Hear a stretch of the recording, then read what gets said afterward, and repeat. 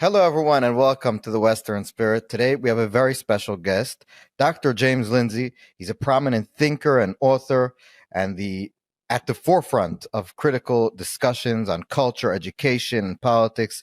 James is the founder of New Discourses and is widely recognized for his expertise in critical theory, postmodernism, and the intersectional ideology and society.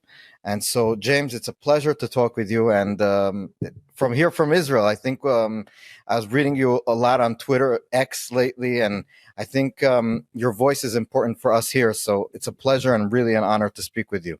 Well, thank you very much for that very nice welcome. So, James, before we get into the crux, I guess, of the matter, trying to speak good English here, can you just explain to us? We've done a lot of episodes about woke culture, about what does it mean? What does woke culture mean for you? What does it mean when a person is woke? Sure. So there's sort of two things you've asked there. There's woke culture and what does it mean when a person is woke? And of course, I think the culture extends from people being woke.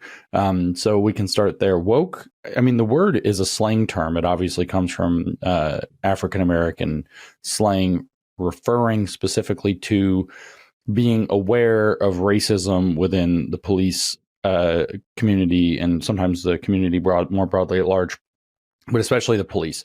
And it became very popular in the kind of around 2010, give or take a year or two. And it became a feature of kind of, I guess, Black community speech following the shooting of Trayvon Martin or the killing of Trayvon Martin in 2013 in Sanford, Florida, which is near Orlando.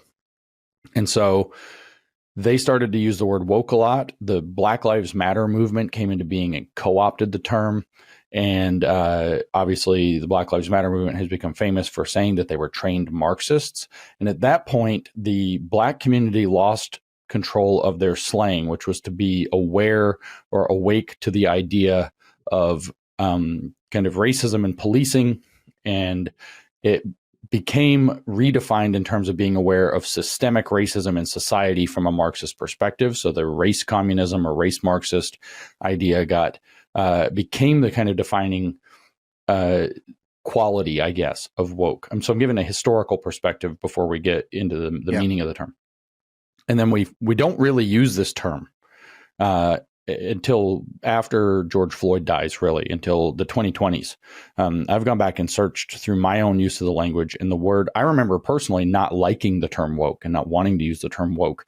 I was advocating for a much more technically correct term, which is critical social justice, which I took from a book written by Robin DiAngelo, how she describes this. There's this idea of social justice, which is that we're going to make justice be meted out by group.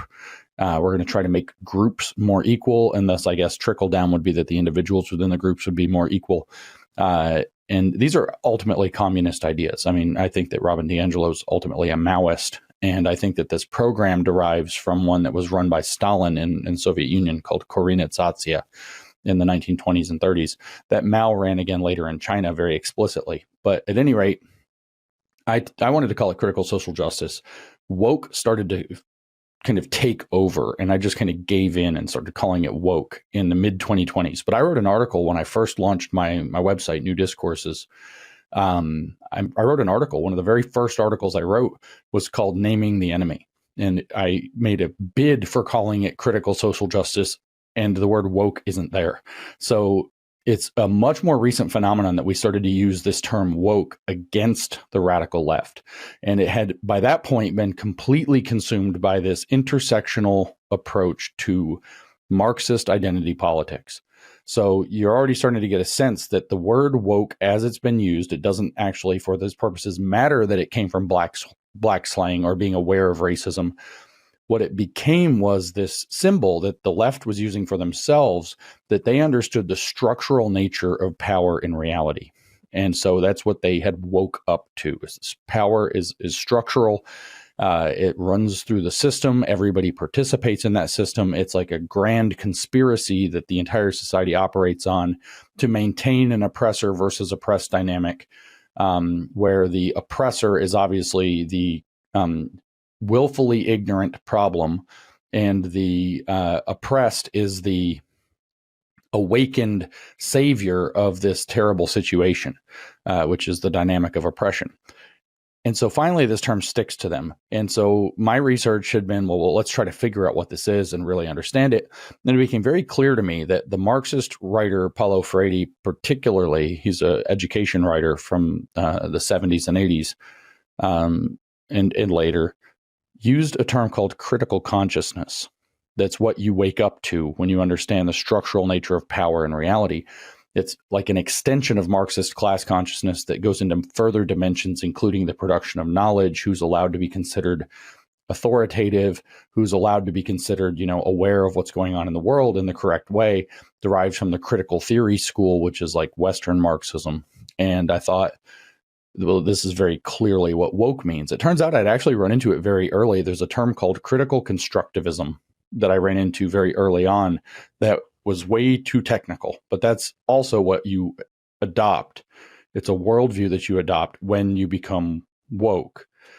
So woke means having woke up to a belief that power is the structural nature of reality, and that the way power works is an intrinsic dynamic between oppressor versus oppressed, where the oppressed have an enlightened sight to the world that is not available to the oppressor, and that therefore need to be able to take power in order to defeat this dynamic of oppression. I just wanted to maybe, when we think about woke in the past like 2-3 years, maybe, and maybe even since George Floyd, is we think of a sort of, it's funny that I'm saying this because it almost felt unreasonable to say this a few years ago, but I think now most people, when they think of woke, especially now we see that in the election results, a lot of people felt this way but wouldn't say it, is that they're very annoying people that very, very bitter about life.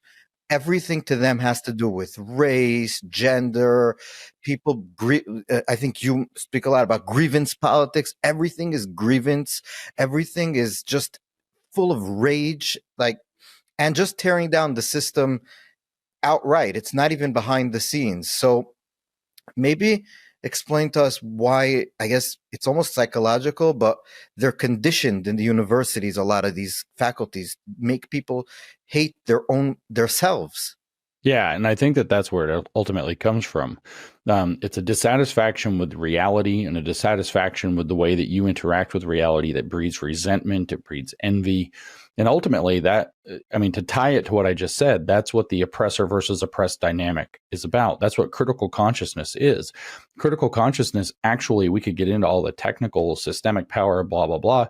But what it boils down to is that critical consciousness is the belief that life is cheating people like you, and that there's some complicated Marxist explanation for why life is cheating people like you.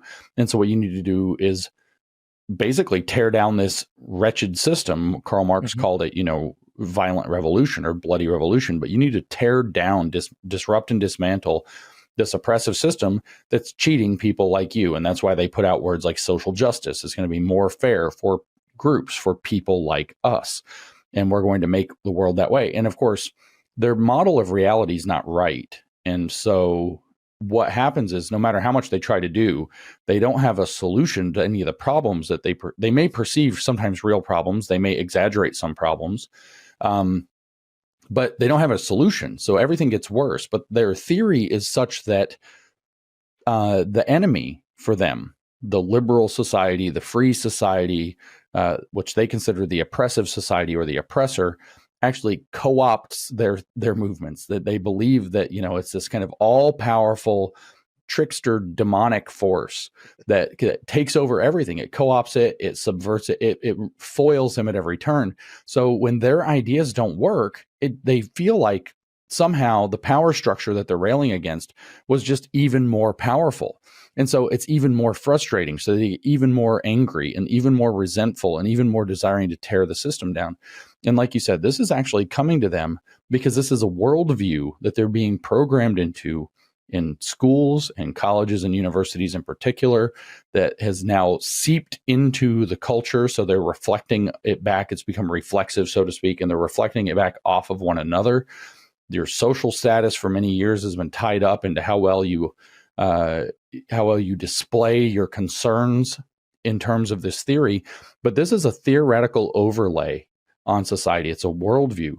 The critical books about critical constructivism, which I said is the technical name for woke, say it's a worldview. It's a way of viewing reality, social reality in particular.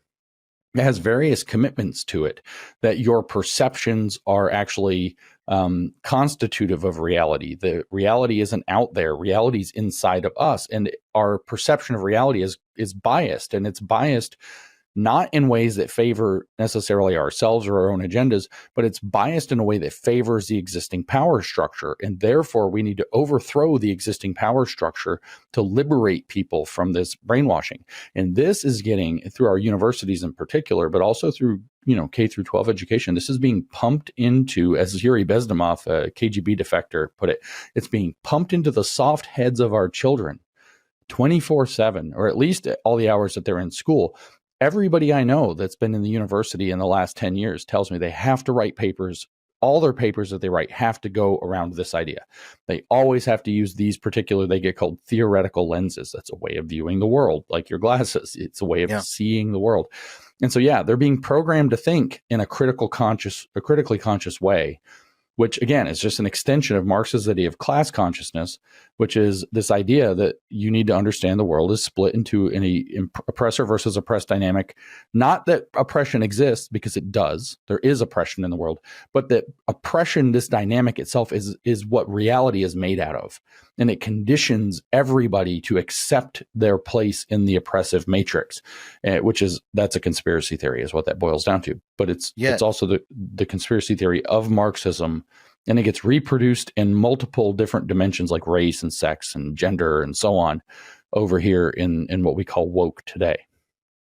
And it's interesting that you mentioned Bezmenov, if I remember correct, is because I was speaking not too long ago. We had an episode, and then also after I spoke with Ayan Hirsi, and she mentioned him also, saying that he explained it so eloquently, the fact that the language being used today by these kids in the colleges, what we call today woke, is actually pretty much the same that people in the Soviet Union were trying to throw into the West.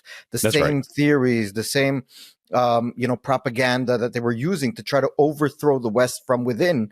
The West has co-opted as the elites of the West, and a lot of them at least have co-opted into the West itself. That's right. Yeah. So, and also another thing that you mentioned, which maybe we can.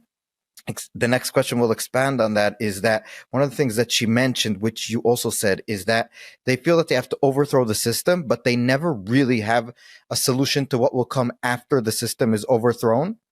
They don't. A lot of them don't think it through. There are the real ideologues that say, "We'll have a communist utopia," but most of them don't think it through. And their allies, for example, when we saw on after October 7th the protests, their allies are the Islamists. They know what they want to do after they overthrow the system. Yes. So one of the things that Ayan said was that they don't think it through, but once they win, let's say they do win, their allies will kill them. That's the next step. So and if you want the proof, look at Iran, because that's exactly what happened in the late 1970s in Iran. They teamed up with the communists, teamed up with the Islamists.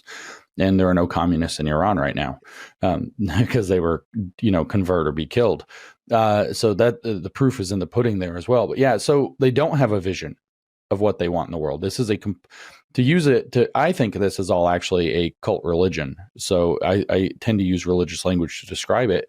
They have a critical theory is the name of their operating system, right? Their Bible. That is a wholly negative theology. So there are in theological discussions what are called positive theologies, where you try to describe the attributes of God or other, sacred things, the holy. And then there's a negative theology where rather than trying to describe what God is, you only describe what God is not. Yes. Right. And so most mature theologies and most religions of the world do some of both. Right.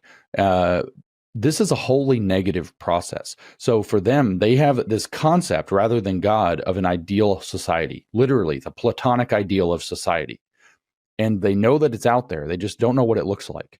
but they do know what it doesn't look like. The Platonic ideal of society would not have racism. The Platonic ideal of society would not have misogyny. The Platonic ideal of society would allow people to be whoever they are, whenever they are, however they want to be, trans, whatever else. They have this vision. There would be no distinction. There would be total equality. They know what the ideal of society doesn't look like, and it doesn't look like bigotry, and it doesn't look like inequality. So Max Horkheimer, who's a Marxist in the Frankfurt School, he was the director of the Frankfurt School for the many years in the 1930s and going into the 1940s. Max Horkheimer in 1937 defined the critical theory for the first time. And Max Horkheimer's definition of the critical theory is, in fact, that he said that he developed it. I shouldn't say his definition of it. He developed the critical theory, he said, because they realized, the Marxists at the time, the Western Marxists realized you cannot describe an ideal society, the Platonic ideal of society. You cannot describe the ideal society on the terms of the existing society. So the terms of society, it's so structurally poisoned that even the way we think and talk about things doesn't allow you to see the alternative. So he said, we cannot describe the ideal society. We cannot describe even a good society. But what we can do is criticize those aspects of the society we have that don't live up to that ideal. And so it's an entirely negative process. So as you said, they have no vision, therefore, for what they're going to build. Their entire model boils down to, if you give us power, we'll make all the bad things that are unfair to people like you. It's always group thinking, not to you, to people like you. We're going to make all those things go away. And the reason that we will is because we alone, that they're a problem. The conspiracy theory of society, the broad ideology of society, whether it's capitalism, whether it's white supremacy culture, whatever it is, doesn't actually have the capability. They don't have the terminology. They don't have any, they're lacking the ability even to imagine an alternative. Therefore, they can't be in power because they're just going to keep reproducing the problem that we have. So give us all the power. We don't know where we're taking you, but we know what it's not supposed to be like. So we won't accidentally keep reproducing. And like you said, they're so desperate to tear down the system that they'll ally themselves with anybody looking to tear down the system. Well, the Muslims, or the Islamists, I shouldn't say all Muslims, of course, the Islamists want to tear down Christianity. They want to destroy Judaism. They want to tear down Western civilization completely. And they want everything to be Sharia law across as much of the globe as possible. Their religion is unabashedly a fascist religion of conquest. It's undeniable that it is. Not all Muslims live up to all of that. Many have more moderate views of it, but the Islamists have the entirely hardline fascist take on how their religion's supposed to operate. And so they will team up because they are desperate to also overthrow the West. They'll team up with the communists or the Marxists or the woke who want to tear down the West at any cost and think that that liberates oppression. And they have a whole complicated BS theory for why, the Muslim is the oppressed minority and the radical is actually just another communist revolutionary, rather than the fact that this was all really set up by the Soviets as a very useful tool to try to destroy the West, and encouraged by the Soviets and also by the Nazis to try to tear down free societies. And now we're stuck dealing with this huge problem that they largely created. Well, there's all these complicated theories for why they work together, but the fact of the matter is that both of them want to tear down the same thing. Both think that they're going to come out on top, but like you said, the Islamists have a vision. They know what they want. They want Sharia, and that's an entirely well-developed system. I'm not saying it's a good system, but it's developed. Then they know what it looks like. They know how to implement it. They know how to set up the institutions that are going to guarantee it. And they can very quickly take over a society and implement it. The communists don't have the slightest idea what they want. The only time the communists went out in these pictures, and they do occasionally, is when they end up being the ones who get the government. And then because they're completely anti-religion, for example, China, the Uyghurs are not doing so well in China, despite being Muslim. They can use that, the anti-religious aspect, if they're the ones who claim power, to become brutal totalitarians and in effect fascists who crush this threat from the other side. But one side's going to kill the other, and the Islamists have a plan, and the woke left doesn't have a plan. Mao had a plan, and that's probably why he had the upper hand. He wanted to be in power.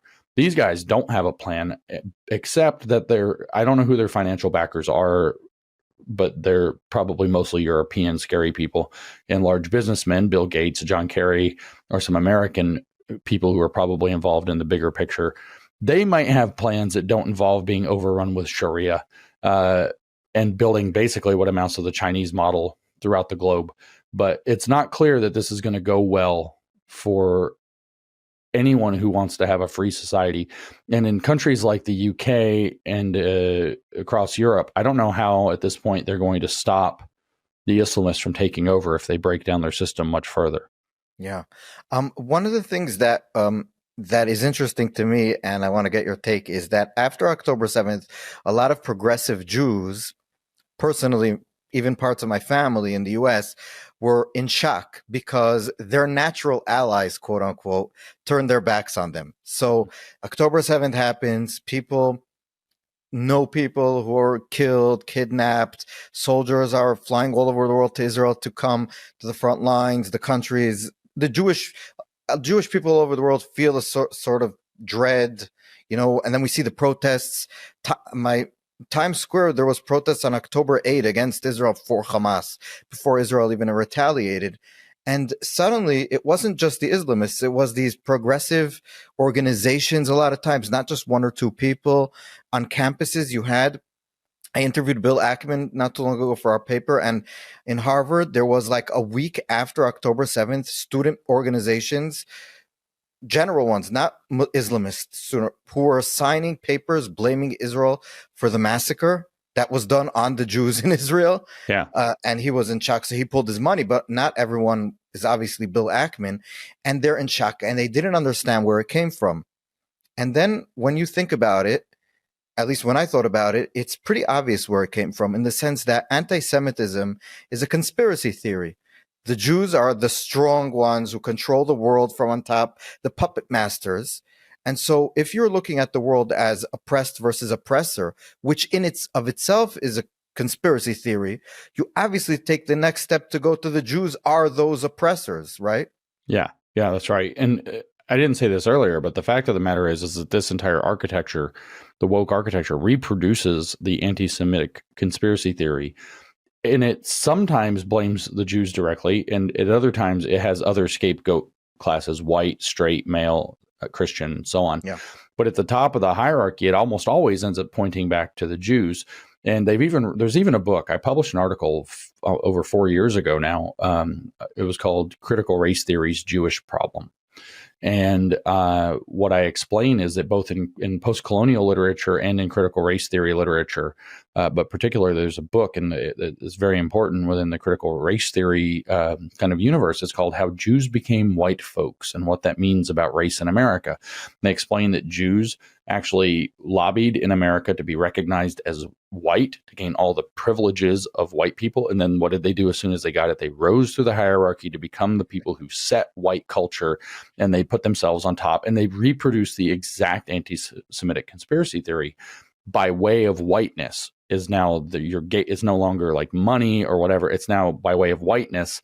The Jews climbed to the top of the hierarchy and set the cultural hegemony that we all have to try to tear down. So the anti-Semitism's, there's a seed of it there. And then, of course, with the post-colonial theory, the line from the left is that Israel is a settler colonialist project that was created illegitimately by white British and American interests to force into the Middle East, and that in fact it's largely a British and American puppet state in many regards, blah, blah, blah, blah, blah, and it therefore needs to be destroyed, has no intrinsic right. And so I wrote this article, like I said, it's a long article, but 4 years ago, warning that the left would do this.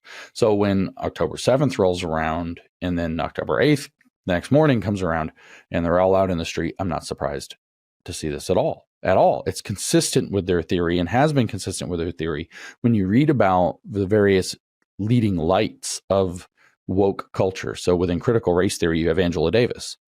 Well, Angela Davis says that she's a communist. She says that she was radicalized twice.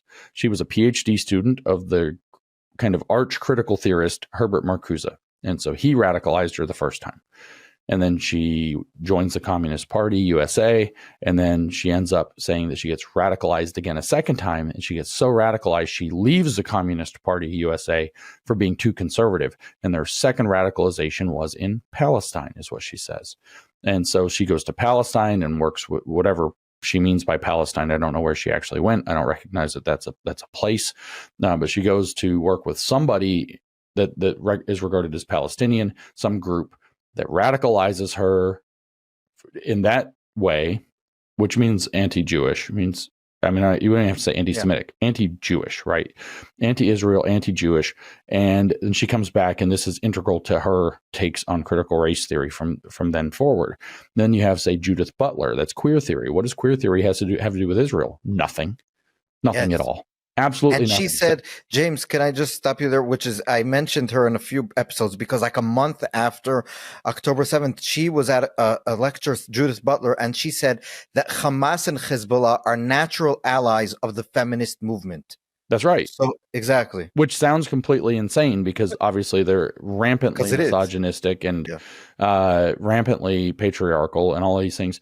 But the fact is that the feminist movement, as Judith Butler and these radicals see it, has nothing to do with misogyny, has nothing to do with patriarchy. Those are just words that they use to get away with what they want to get away with, which is actually destroying the West. And that's what Hamas and Hezbollah want, is to destroy the West because they want to implement Sharia everywhere. And so it's a very simple calculation for these people. It's who wants to destroy the West, that's our natural allies, and who doesn't, well, that's our natural enemies. That's their whole calculation. And so Judith Butler coming out, it's like, so yeah, this marriage between the left broadly, even in queer theory, which has nothing to do with the geopolitics, right? Queer theory has absolutely no, I don't agree with them, but I understand why the post-colonial theory people have a stake that they might put down in this. Queer theory has nothing to do with it. And even critical race theory, you could get into some race something somehow with this. Like queer theory has nothing to do with this. And then the very godmother of queer theory, Judith Butler, comes along and unequivocally says, that these terrorist organizations are the natural allies of her cause, which is the left and feminism, which just tells you that it's a different project, that the project actually is the destruction of Western civilization, Western values. And I guarantee you, Judith Butler is not going to stand up to like Muslim Brotherhood guys. Like it's not going to go well for a person like Judith, right? So, and also, James, remember in the Me Too movement, they said we need to believe all women. And then there wasn't like lots of people who call themselves feminists. And I remember an amazing case in Canada. I forgot where exactly, in one of the universities, two women who were part of an organization of helping rape victims, if I remember correctly, or something to that extent, who put out a letter saying they don't believe the accounts of rape by Hamas in the attacks. And I think exactly the reason is that there's a certain point where you become committed to your cause more than, and your cause becomes not helping women, but helping leftism or helping tear down the current system. Israel, Jews are considered among those who are helping prop up the current system, and therefore they need to be torn down. And it doesn't matter the women who are Jewish, because they're just, I guess, collateral damage. Yeah, well, they're collaborators even with they're collaborators in the oppressive system. And so some of these protests that broke out, I wasn't out at any of the protests, like to be at the protests, obviously, but and not on October 8th either. But within a few weeks, I ran into, in a couple of different cities where I was there for conferences, I ran into these protests. And I went out to see what was going on. And, I got some of their materials they were handing out. And it turns out, this is a pro-Palestine, so to speak. They all got Palestinian flags. They're all yelling about, river to the sea and all this stuff. And it's not like a queer theory thing. It's not some other side. It's not feminism. This was very clear what this was about. And I start taking their materials, and you see material after material after material after material that is paid for by the Socialist Workers' Party or paid for by some communist organization, who's therefore making use of that in order to, like I said, tear down the West. We know that the money that came into the universities a lot of the money was run through organizations that are communist organizers. It was also a lot of money that was coming from Middle Eastern sources. I think Qatari money in particular was was identified, it would be I don't have proof that Iranian money is involved, but like it's probably involved, right? Well, Qatar, I wrote an article for the paper, first of all, documenting through NGO Monitor, for example, they found that the George Soros Tides Foundation was giving millions to all these encampments. Yeah. The Ford Foundation, if I remember correctly, which is another leftist organization, and a few other ones, European ones, were giving tons of money. And I assume it's safe to assume that Qatar, for example, gives billions to faculties in elite universities, especially Middle Eastern studies, so that the whole basically in America, the whole Middle Eastern faculties are all studying, getting money from Qatar. And obviously you have to toe the line to some extent. Yeah. You're getting their money. And so I know for a fact that, for example, certain professors aren't accepted to certain universities because they're not going to toe the line. So they're not going to be hired by those universities that it's important for them to get the money from Qatar. So That's it's right. obvious that, yeah. And I mean, there's another layer that comes into this, which is Chinese influence as well. The Yes. CCP also has an interest. It's been demonstrated. The CCP is behind some of this. And so, why in the world would the CCP be supporting like a pro-Islamist protest of leftists when they're over here persecuting Muslims in their own country? And it's because it serves their political agenda of destroying Western nations so that somebody else can take over. And I do believe like that the CCP fully believes we'll deal with the West and then we'll deal with the Muslims, no problem. Yeah. And there's a lot of reasons to believe that they might have the power to do it. So you can see that this is a loose and seemingly weird coalition of powerful enemies that have allied themselves against the United States, Western nations, and Israel, particularly because they need to get the free nations of the world out of the way in order to be able to institute one form of tyranny or another. And then they're going to fight over who gets to pick up the spoils or divide it up. We don't get there. Yeah. I wanted to ask you something before I get to the woke right, which I think is very, very dangerous. And I've written about it in Hebrew, and which is one of the reasons why I want to talk to you about it, because people in Israel we understand, a lot of us, like instinctively, which is my next question, of what the woke left is. We don't know anything about the woke right. We'll say, okay, those neo-Nazis, whatever, but we don't understand the new phenomenon, because I think it is a little bit new. But before that, why do you think, I know you're not expert, obviously, I think, on Israeli society, but I can assure you that in Israel, wokeism, like we described it until now, isn't a big thing. And I think, can we say that there could be two reasons for this? And maybe we can look at America in places where it's less prevalent. I think the first reason is that people here are more traditional. So, for example, even people who are not religious will go to synagogue once in a while, and community is very strong. So the first thing is that you're meeting people outside the internet, and you're not meeting people only in like universities teaching you this crap. And the second thing I think is that when you're actually being existentially threatened, you don't have the luxury of believing this type of garbage. Meaning, I have 3 friends who died in the war, and I have dozens more that are in the hospital now, or just got out of the hospital in the past few months. People lost limbs, arms, legs, etc. When a society is going through something like that, you don't have time to think about queer theory or, lesbian dance theory. People like talking about that, or all these other stuff. You don't have time to talk about oppressor versus oppressed. You are fighting for your life. And a lot of the West is, first of all, lost touch with community. I saw a poll not so long ago that I think a third of 18 to 24-year-olds in America don't have one friend or something to that effect. And the second thing is that people in America are very, very spoiled, the young generation. And so they're looking for meaning, and this is their new religion.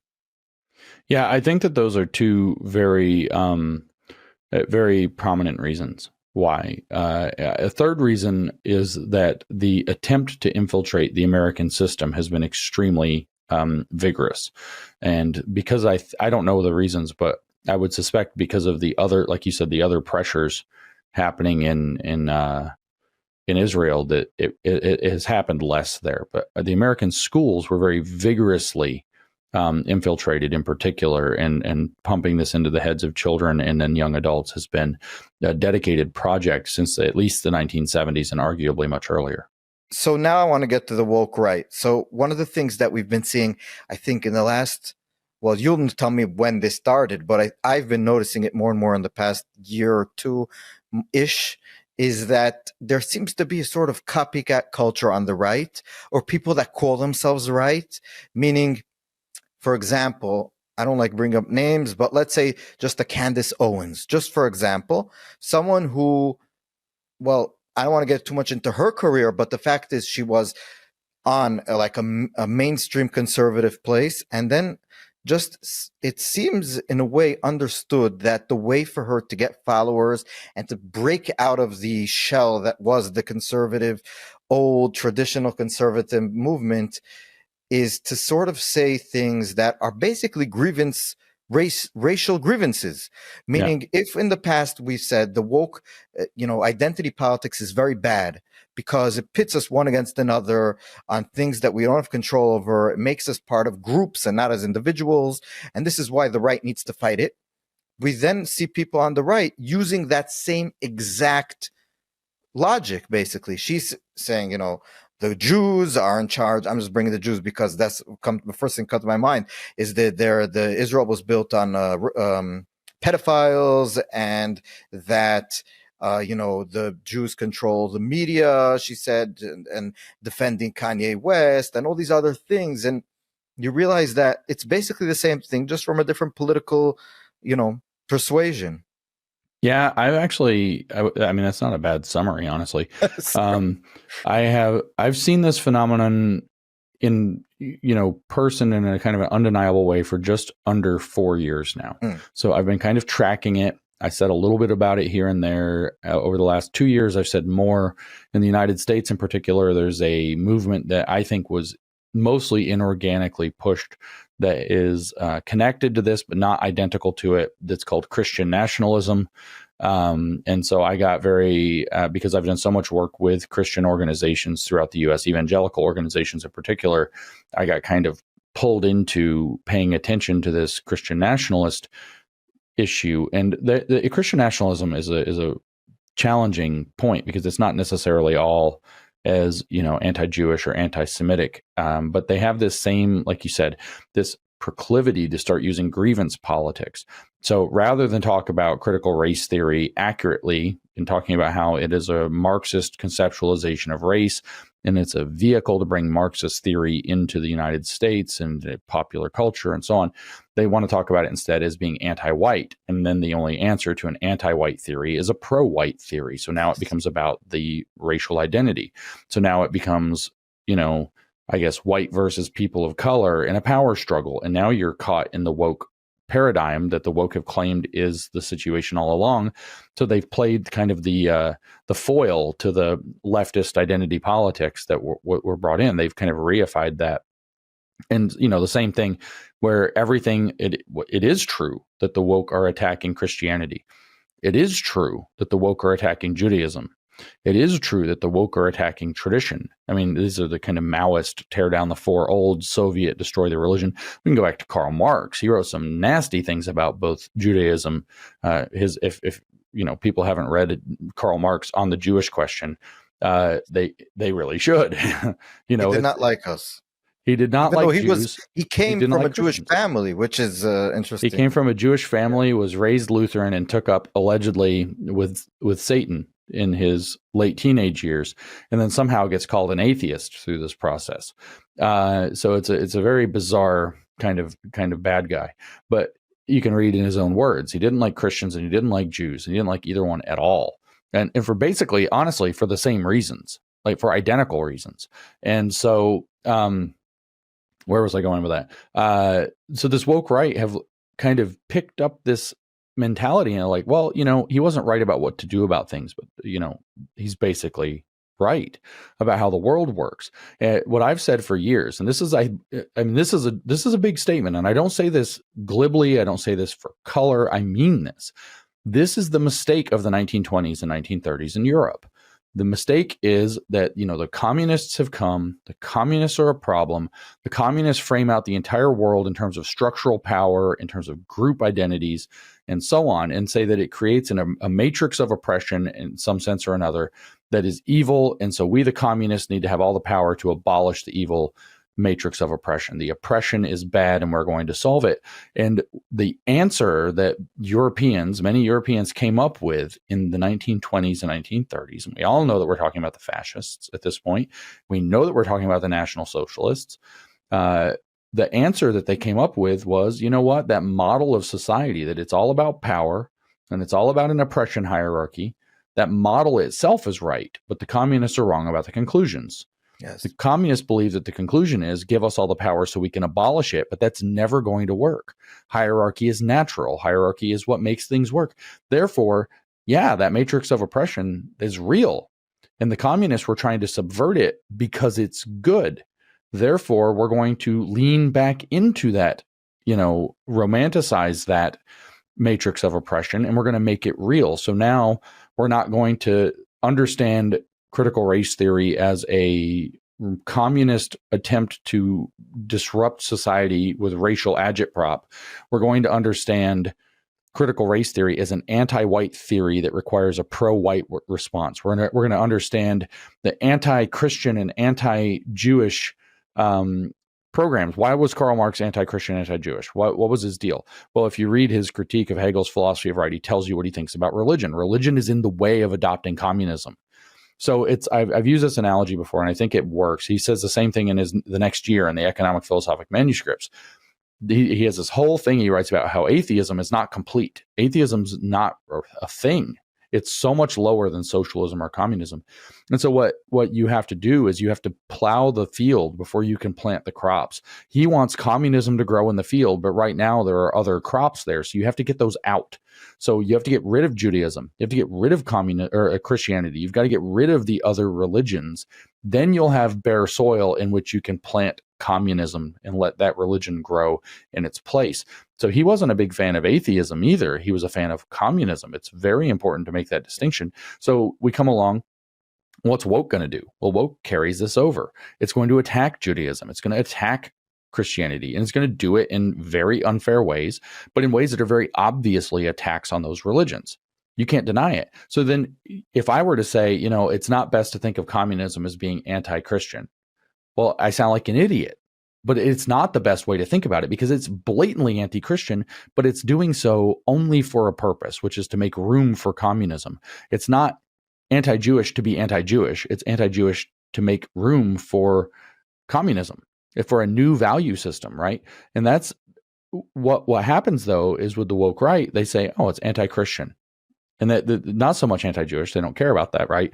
It's because they think the Jews somehow they've decided the Jews created communism, and that communism is just the theory of the Talmud applied to society, which they've adopted from a variety of conspiracy theorists from various tyrants throughout history who were deflecting the blame off of themselves, like the Protocols of the Elders of Zion. Which how anybody believes it at this point, having been discredited so many times so clearly, I have no idea. But they do believe it.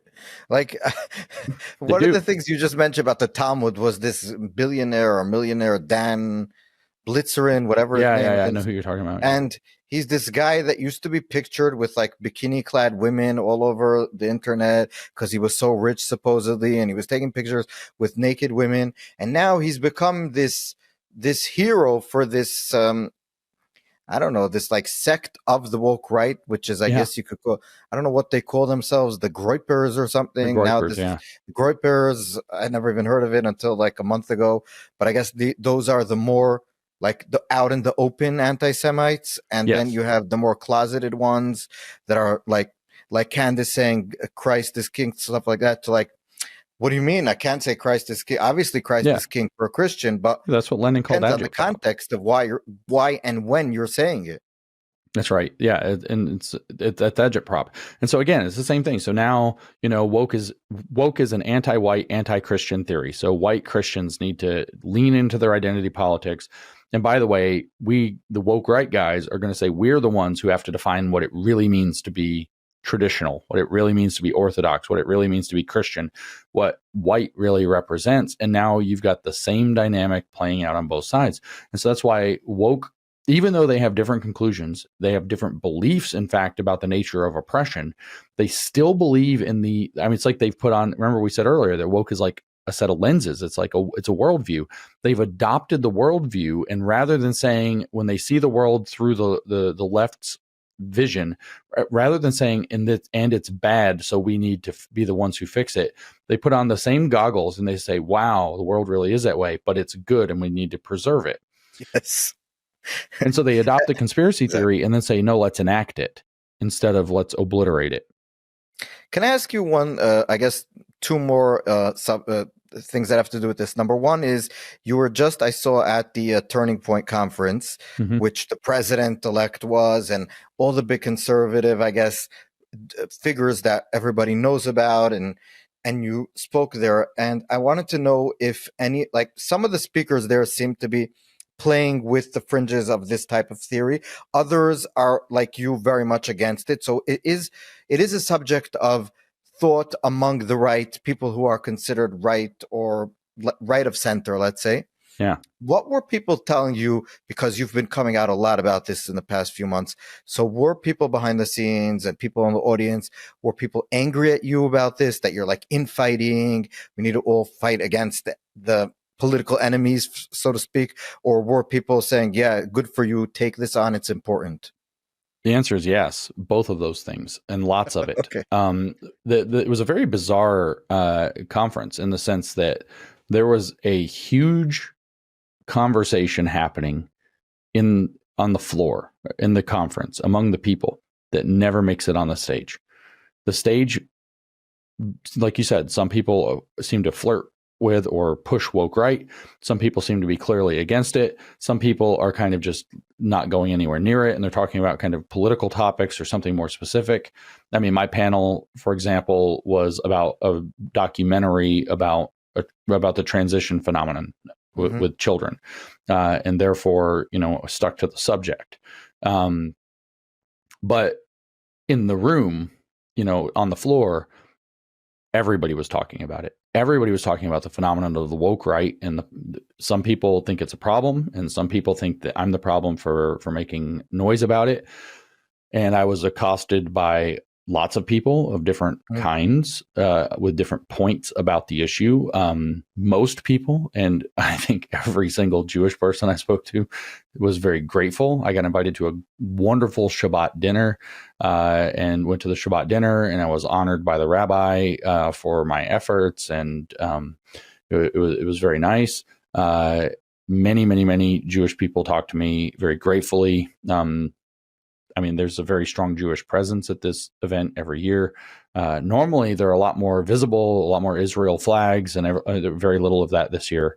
It was much quieter. I mean, you could see them; they had their kippas and everything, but it wasn't like they were hiding. But normally, it's a little more, it's a lot more Israel high, kind of visibly, than it was this year. But on the other hand, I had people coming up to me and, do you have to call it woke right? And I really disagree with you about the woke right. And we need to be focused on our momentum and our positivity right now. We need to push Trump through. We need to be behind whatever. Of course, ironically, Trump is it's like, as in their usage of the word, they would say that Trump's the most Zionist president in like the history of the universe, right? And like, look at his picks that he's putting in for the cabinet and so on. But I'm not exactly sure what that is. But there's some people who are very upset about it too, who came up to me and articulated various things. One gentleman who had a few drinks, so it's a little unfair to despoil him, and I don't remember his name, so I couldn't tell you anyway. Said, "I don't understand why you won't just call us fascists. It sounds cooler." And I was like, well, that's exactly why. You're woke right. You're just gonna have to deal with it. Yeah. Nobody was like violent or rude or whatever, but there were some people who were, I wouldn't say aggressive, but were upset. Upset. And there's a lot of side eyes.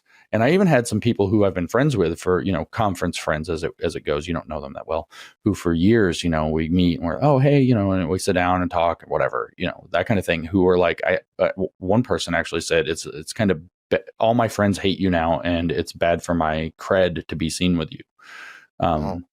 Because I'm so controversial on this. That's almost like woke cancel culture. Almost like woke cancel culture. Exactly like woke cancel. And I wouldn't describe this person as being woke right, but obviously the circle of friends is, and that's complicated because this movement that I've called, I mean, I didn't name it. I borrowed the name woke right from other people, but I've obviously been the one who's popularized it. This has insinuated itself a long way into mainstream conservative politics, and people aren't sure how to extricate themselves. The organizations, what you're seeing from the stage, at least, is not indicative of one thing or another. It feels very much like behind the scenes that people are trying to figure out, what's going on before they. And I mean, if you're a big organization, you have to figure out what's going on before you start running your mouth. But I'm sure there are very interesting conversations going on behind the scenes. But the impression that I got, and I put this on Twitter or X or whatever, a day or two ago, yesterday, I guess, is woke right was the conversation everybody at the conference was having. Everybody, just not on the stage. And it was very interesting because one of the guys who disagrees with me very strongly came up to me and he said, I disagree with you about this, but I have to concede that you not only started a national conversation, or I guess international conversation about the issue, you've already changed how we have to talk about other things as a result of this. And it's just been a couple of weeks, really, since it's really become a big topic of conversation. The conversation has begun and is happening. Yeah. I think the reason why the conversation is so important now is because of the victory of the Republicans that swept House, Senate, and the presidency, and meaning that there's a battle for the soul of the ruling party. That's right. And when I look, and you mentioned Trump's picks, but the Trump's picks seem very, very good in terms of people who are mostly against woke right, and they seem very, from an Israeli perspective, like you said, very Zionist and supportive, but also from a person who's pro-American and doesn't want the woke right to win, and mostly, I think. But also, I think we do see that in the MAGA movement, people around Trump are people, some of them who go this way, and some of them will go that way. And I think the question really is not what will be in these 4 years, but what will happen after President Trump finishes. Meaning, I actually fear for both. But. Oh, yeah. So first of all, why do you fear for both? But secondly, I think maybe just agree with me that one of the big questions is what will come after Trump, not in terms of who will be the persona, but what will be the ideas that dominate the conservative movement. What will the MAGA movement look like? Yeah, exactly. Yeah. Is it going to be liberal or post-liberal? And I don't mean liberal like what people think means liberal. I mean, is it going to be U.S. Constitution based, or is it going to be something that is trying to move beyond that? And you're not supposed to call these people progressives, but they think history has moved beyond and they're the only ones who understand it. That sounds very progressive to me. So is it going to be post-liberal, or is it going to maintain, the centrality of the principles of the American Declaration and Constitution? That's a question. And I think that's why I'm worried about these coming 2 and 4 years as well. I think the primary purpose of the woke right is not to win. I think it might be, maybe they are allowed to, or situation changes, but I don't think it was designed to win. I think it was designed to be a wedge that splits apart the coalition that voted for Trump, which contains many Democrats, contains many recent ex-Democrats. It contains record numbers in, the last 100 years of Jewish voters, of women voters, of racial minority voters, of sexual minority voters, these kind of people who aren't conservatives, who are pro-America, or who are very afraid of what the Democrats are doing, this very captured Democratic Party, which is pretty blatantly communist at this point. And they're saying, no, we want America. Well, the woke right is going to scare all those people away. And if MAGA becomes increasingly identified with that, MAGA is going to become very weak and very small, because all those people are going to leave. And then a lot of the conservatives are starting to throw up their hands and say, I don't want anything to do with these people. I don't want to deal with people who are racists and anti-Semites. I don't want to be around them. I don't want them as part of my movement. And I think the purpose is to split that. And then so you say, these next 4 years, but what do these next 4 years look like, right? What happens if this is poisoned enough and vigorous enough in the next year and a half so that Trump loses Congress completely in 2 years in the midterm elections, right? And a blue wave comes and his entire presidency is then neutered. He can get some stuff done and a lot of it's going to get undone and he's not going to be able to accomplish anything. And he's going to be this frustrated, lame duck president for the last 2 years of his tenure, in which case that becomes more, the conditions are already good then for a Democratic win in 28. And that makes them even stronger on top of that because he becomes a failed president. So the MAGA movement becomes toxic. People want away from it, and then Trump, as its figurehead, becomes impotent as a political operative or political presence, and then the whole thing collapses by 2028, and we're back. We're not back where we were previously. We're in a worse place because we've lost the energy that we had to build in the first place. We're in a much worse place. And I actually think that this is the primary purpose of the woke right, is to scatter to the winds this increasingly pro-America coalition that's waking up and growing very rapidly. And in fact, to also fracture its conservative base into there's a few ways to characterize it, but one of the fault lines is Israel. I'm not going to be using technical terms here. It's Israel yes or Israel no, just to put it in very, very simple terms. Zionism has technical meanings. We don't have to get into it. Jew hatred and anti-Semitism are technical things in their own weird way. It's just, the fault line is a much more, in a broad movement, is a much more like low resolution object. And it's just Israel yes, Israel no. And I think it's going to successfully fracture our political momentum as the core part of the movement. And if they are successful, the poisoned side of that split is going to become the image. A lot of people say, well, they won't ever get power. Well, honestly, A, they might, but B, they don't need it. Because in politics, so much is based on perception, not reality. And if they can make the broad public perception of MAGA be that it's a bunch of racists and anti-Semites, we've got a big problem on our hands for being able to push Trump through and get him the support that he needs to enact this agenda, which is he's going to have enough challenge as it is without having to deal with this extra problem that's undermining him allegedly from within. So I'm very concerned about the near term too. James, could I just offer another way to look at people who are on the woke right, and besides Israel, even a better one would be if they're pro-America or anti-America. Meaning, well, yeah, when you look for, I just think of an example that people say isolationism. I think the discussion should be had in America, and I don't live there anymore. I grew up in the U.S. and moved to Israel, but the discussion should be had among Americans of how much foreign involvement, yes or no. That's a great discussion. The question is when that goes overboard to our enemies are right and good and righteous, and we are the bad guys. And so that when that happens, I don't understand it. And I think that's the quintessential woke right. So you have people saying, we don't need to support Ukraine. Great. It's a good discussion. I understand. I pretty much agree that a lot of the support that America gave to Ukraine probably should have been more conditioned and maybe even a lot less than it was. I agree. The question is then some people go and say, actually, Putin is the good guy and America is the bad guy. Yeah, I think right. That is the place where you become anti-American. Right. I call that critical America theory. And since, you know, we don't have to be all about naming names, but since you brought up Candace Owens, the other one obviously connected to that message is Tucker Carlson. Yes. And I will tell you, you asked about America Fest. Probably most of the conversations I had about the woke right at America Fest, which would be hundreds and hundreds of them, maybe 1,000 or more, which is a lot of conversations if you think about it. I would say probably at least 80% of them, people brought up Candace and were very concerned about it. And somewhere between 40 and 50% of them brought up Tucker and are very concerned about it. There is a lot of not being confident in their messages. Now, I think Candace is more blatantly anti-Israel, though she's got some anti-America messaging too. But Tucker has this, maybe America's the bad guy, maybe America is the bad guy, and he hosts a lot of people who say maybe America's the bad guy. So you have something there. You hear a lot of messaging that the Constitution of the U.S. is already dead, so why bother trying to defend it or restore it? Plus, it allowed this to happen, so we wouldn't want it in the future anyway.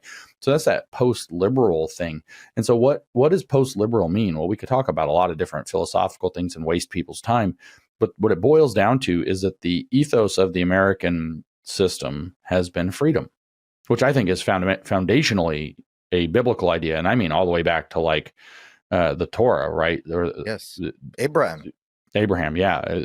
Like you get to choose whether you're going to be righteous or not. That's an individual question, right?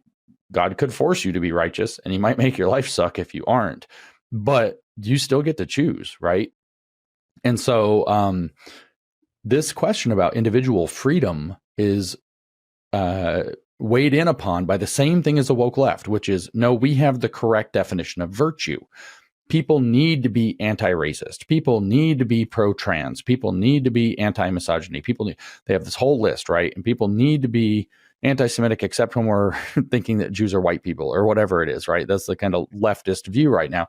And so they have this definition of virtue that is this anti-oppression solidarity definition. And then the woke right wants to come along and say, well, no, actually, we have a definition of virtue, and it's these traditional values in these particular kind of not very well-grounded theological claims from Christianity. We're going to enforce virtue. So there's this other way to conceive of it as like the freedom people versus the enforced virtue people. There's another word. There is a word for enforced virtue, by the way, which is called tyranny.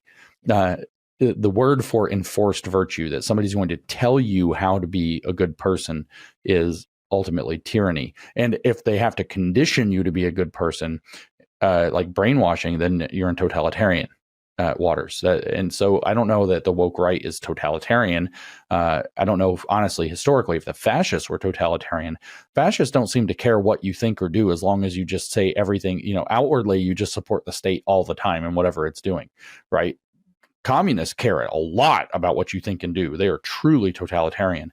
So there's a slight difference there. But I think that the woke right is definitely on the enforced virtue, therefore tyranny side. And so we have this question. MAGA has this question. America has this question. The Trump administration has this question, is how are we going to make sure that this is about freedom and not about a reaction that enforces virtue through an enlightened clique who believes they alone understand the right way that everybody has to live, and trust us, just give us the power. And when we force everybody to live the right way, everything will be fine. And you hear that in their language. Too much freedom is one of the kind of rallying cries that you hear from the woke right a lot. The woke left rarely says it. They want liberation instead of freedom, though. The woke right wants less freedom, probably not for themselves. And they say dialectical things like the woke left does, is that more freedom comes from having less freedom. If we have a more just and ordered and virtuous society, then there's more freedom. And I mean, there's philosophical discussions to be had around the nature of freedom, but certainly tyranny is not more freedom. That's 1984 territory. James, Lindsay, I want to say that first of all, I want to say that I think that it's very important what you're doing, because it's a subject that's very uncomfortable, because you're taking on people that are on your own side. So it's very easy for people on the right to take on the woke left, because we want to defeat the woke left, because we want to win elections. We want to defeat their agenda. We believe a certain set of ideas that are antithetical to them. But people on the woke right seem to be maybe on our side. They voted for the same candidate that we did. They go to the same conferences that we go to, like you said. And so it's much harder and more uncomfortable to take them on. And so, but it's the right thing to do. And so I'm not the rabbi that invited you for Shabbos. I'm just the guy here in Israel. And so most Americans wouldn't even know where I'm sitting right now, close to Tel Aviv. And I think we here looking in from Israel at America, we not because people will say on the woke right, we need your money, we need your moral clarity. America, I think Reagan said it's a shining city on a hill. It is a shining city on the hill. America is the leader for freedom and for just freedom is the most important thing ever. And so when we look at America, we should see it defeating these crazy and disgusting ideas. And everything that happens in America comes 10 years later to here. So we need to be with you guys defeating this. And that's why it's so important for us to talk to you and to understand what's happening. And it's too bad that because of time constraints, we couldn't get to how we can defeat it. But that'll be for the next time. So thank you so much, James, for being with us. It was a pleasure. And we learned a lot. Yeah, I'll just actually say very quickly about how we can defeat it. I won't get into it because I don't know. What I do know is that we're at the time where people need to start looking at it. They need to start taking it seriously. We need to start drawing lines around it. Like you said earlier, there are factions, sects. There are different people with different woke right beliefs that don't align with one another. You know, some are much more anti-Semitic, some are much less anti-Semitic, some maybe aren't. And we need to be able to sit down and start understanding this problem. We're in the learning phase, in the sharing phase, but it's also time for us to start taking it very seriously. And the sooner we do, the better. So I hope that people will. And that's, I think, my biggest hope right now is that people will start looking at this and trying to understand and start to be honest. Like you said, that moral clarity begins with honesty. Whether you like it or not, these problems are happening. Whether it's inconvenient for our political projects, these problems are happening. And the consequences might not be serious. Maybe I'm too nervous. Maybe I'm anxious where I shouldn't be. But the consequences could be very serious. And that's a discussion that should be had too. And we can't have that discussion by denying that the problem is there. Yes.